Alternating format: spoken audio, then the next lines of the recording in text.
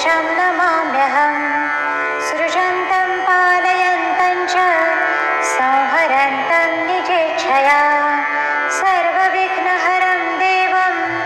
मयूरेशं नमाम्यहं नानादैत्यनिहन्तारं नानारूपाणि बिभ्रतं नानायुधधरं भक्त्या मयूरेशं नमाम्यहम् इन्द्रादिदेवतावृन्दै अभिष्टुतं अहर्निशं सत्सद्व्यक्तमव्यक्तं मयूरेशं नमाम्यहं सर्वशक्तिमयं देवं सर्वरूपधरं विभुं सर्वविद्याप्रवक्तारं मयूरेशं नमाम्यहं पार्वतीनन्दनं शम्भो आनन्दपरिवर्धनं भक्तानन्दकरं नित्यं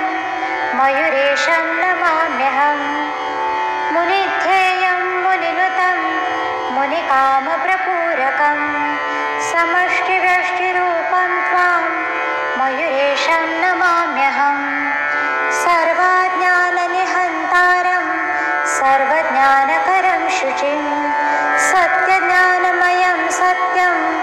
मयूरेशं नमाम्यहम् अनेककोटिब्रह्माण्ड नायकं जगदीश्वरम् अनन्तविभवं विष्णुं मयूरेशं नमाम्यहम् श्रीमयूरेश्वर उवाच इदं ब्रह्मत्करं स्तोत्रं सर्वपापप्रणाशनं सर्वकामप्रदं नृणां सर्वोपद्रवनाशनं कारागृहगतानां च मोचनं दिनसप्तकात् आधिव्याधिहरं चैव भुक्तिमुक्तिप्रदं शुभम् इति श्री सर्वपाप तथा व्याधिनाशकरं श्रीमयूरेशस्तोत्रं